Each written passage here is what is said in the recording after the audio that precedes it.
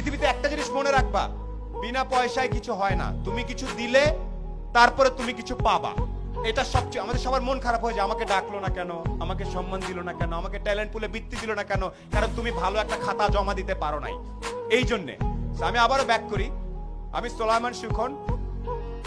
আমার কৈশোর পর্যন্ত 16-17 বছর পর্যন্ত ঈদে যদি আমি প্যান্ট নিতাম তাইলে আমার ভাই জামা নিতে পারবে, এইরকম পরিবার থেকে আমি উঠে আসছি। আমার বাবা ছিলেন আর্মির একজন সার্জেন্ট, যেটাকে আমরা হাবিলদার বলি। আমরা ছিলাম 5 ভাই বোন। সে অবস্থা থেকে আল্লাহর রহমতে এখন অনেক ভালো জায়গায় আছি। এই গল্পটা ছোট্ট করে একটু বলবো। আমি নর্মাল বিভিন্ন জায়গায় পড়াশোনা করছি। গাড়ির সিট বেল্ট কেমনে বাঁধতে হয় সেটা আমি আসলে 18 বছর পর্যন্ত জানতাম না। গাড়ির সিট বেল্ট এদিক থেকে টাই নাই না এদিকে বাঁধতে আমি জানতাম না। আমি জানতাম না ওই পারফিউমের নাম কি, এগুলো জানতাম না। এখন আমি একটা জিনিস জানতাম, একমাত্র জ্ঞান অর্জন করলে, একমাত্র পরীক্ষার রেজাল্ট গুলা ভালো করলে সামনে কোনো না কোনো ভাবে আমার জীবনে পরিবর্তন আসতে পারে। এখানে পরীক্ষার রেজাল্ট ভালো কার কার আমি আওয়াজ শুনতে চাই। 13 থেকে 19 আওয়াজ শুনতে চাই ভালো ছাত্রছাত্রীদের। এখানে প্রত্যেকে ভালো ছাত্রছাত্রী আমি জানি। আমি আজকে লিস্টে পড়েছি, পলক ভাই প্লেনে আসতে আসতে বলছিল যে এত ছেলে মেয়ে, এত কৃতি সন্তান আমি কিভাবে ছবি তুলবো একসাথে, আমার তো পুরো মাঠ লাগবে। সিংড়ার মতো একটা জায়গায় এতগুলা মেধাবী ছেলে মেয়ে তৈরি হচ্ছে।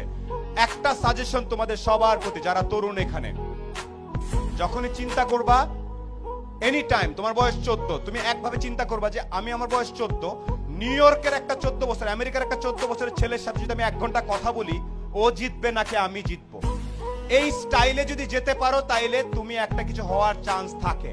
না অনেক আগে বলতে পারবো না ভাই, কেন আমেরিকার ছেলেটা কি দেখে, ও যা দেখে তুমিও তাই দেখো। ইন্টারনেট আছে না, আমি তোমাদের শেখ কামাল ডিজিটাল ল্যাব দেখে আসছি। আমি জানি এই আমতলা ইন্টারনেটের কারণে ছেলে পেলে এসে বসে বসে কাজ করে, আমি জানি এটা। আমেরিকার ছেলেটা যে ইন্টারনেট ইউজ করতেছে, তুমি একই ইন্টারনেট ইউজ করতেছো না?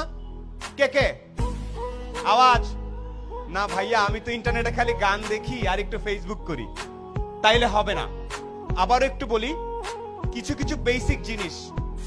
আজকে এই প্রোগ্রাম নাচা গানা শেষ হয়ে সবাই চলে যাওয়ার পরে বাসায় যাবা, শাওয়ার নিয়ে ঘুমানোর আগে একটু দাঁড়ায় বলবো, একটা লোক আসছিল কালো করে, ভাঙ্গাচোরা, দেখা তো খুব একটা ভালো মনে হলো না, বাট উনি একটা কথা বলছে, আমি যদি নিজেকে পৃথিবীর যে কোনো মহাদেশের 14-15 বছর একটা ছেলে বা মেয়ের সাথে সমান সমান দাঁড়ায় 1 ঘন্টা কথা বলার মতো ক্যাপাসিটি না থাকে, তাহলে আমি আর অনেক পিছায় আছি।